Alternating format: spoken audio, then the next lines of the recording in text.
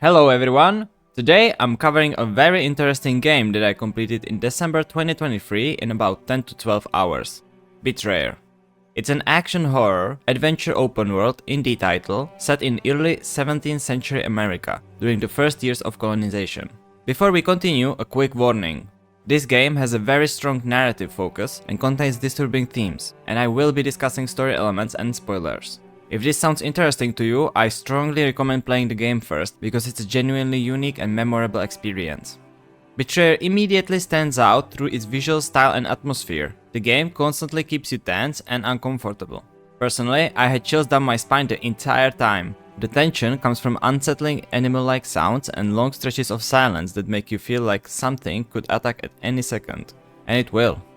One of the interesting things about Betrayer is how it tells its story. Almost nothing is explained directly, instead the game presents its narrative, including side stories, in a small fragments that you slowly piece together, and almost all of these stories are tragic. Many of the crimes you uncover go unpunished, and many of the villains walk away without consequences. This feels intentional. The game seems to be portraying a time period filled with secrets, disappearances, and injustices. Crimes that were easy to commit and even easier to bury. Strong religious beliefs also play a major role, leading to executions, witch burnings, and punishments carried out with little to no evidence. The stories themselves include suicide, sexual violence, and a lot of death. Even the main story is deeply disturbing and leaves you feeling uncomfortable and empathetic toward the victims. At its core, the main story follows a colonist father who discovers that his daughter, Tabitha, fell in love with a Native American man and became pregnant. Fueled by hatred and racist beliefs, he murders her. He then also murders his wife by tying her to a tree and leaving her to be killed by wildlife, punishing her for not telling him the truth sooner. When his other daughter, Allison, the twin sister, goes searching for her missing sibling, he sends men to kill her and her friend as well, succeeding in killing the friend. Tabitha's overwhelming despair manifested as a supernatural force of death, and when her twin sister Allison tried to burn her body to stop it, this only intensified Tabitha's rage, unleashing a deadly wave that wiped out both natives and colonists, sparing only Allison, and apparently the merchant. And that is just one of the many horrifying stories you'll encounter, all driven by betrayal, injustice, and cruelty. As the player, you arrive in these lands as a colonist, finding a world drained of life and color. You gain the ability to shift into an underworld version of reality, where you encounter ghosts trapped by unresolved guilt and suffering, as well as hostile entities that feel like spirits unable to rest. I'll be honest, after 2 years I couldn't recall the story itself, but I still remember the emotions the game left me with, and how much I enjoyed it.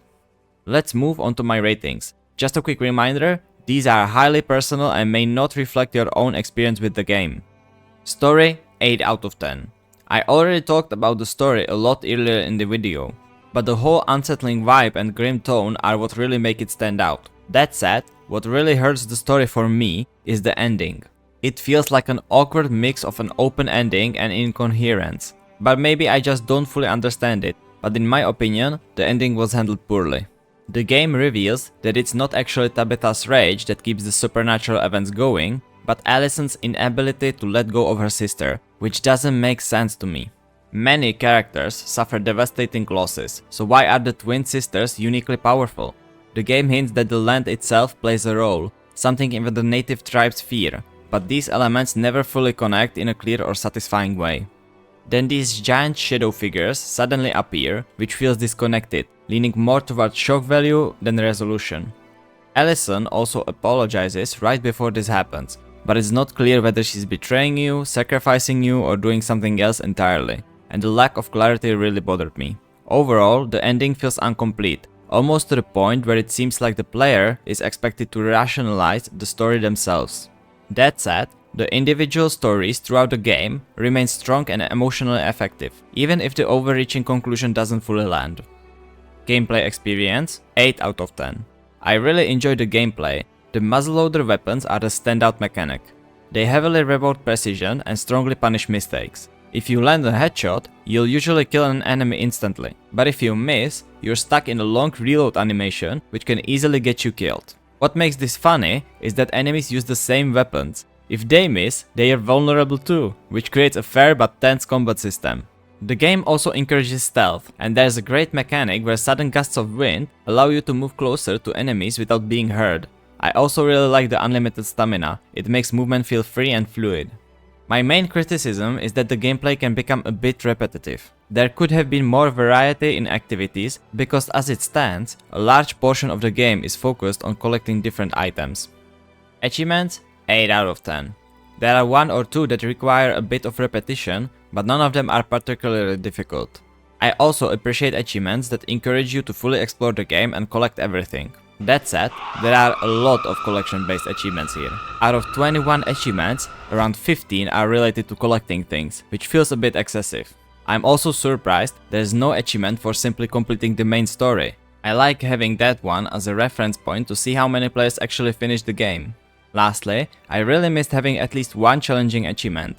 I like having at least one in every game, but this game in particular already has Souls-like elements, like losing loot on death and higher difficulty options. So something like complete the game on the hardest difficulty with loot drop enabled would have been great addition.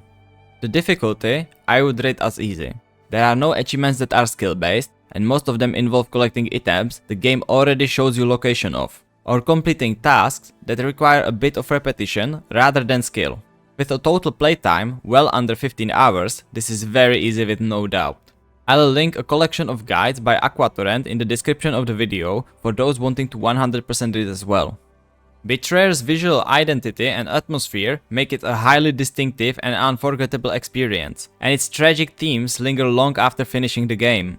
Because of that, I'm genuinely glad I experienced it, and I might even try speedrunning it at some point. And as always, if you have any questions, feel free to stop by my stream or leave a comment below. See ya!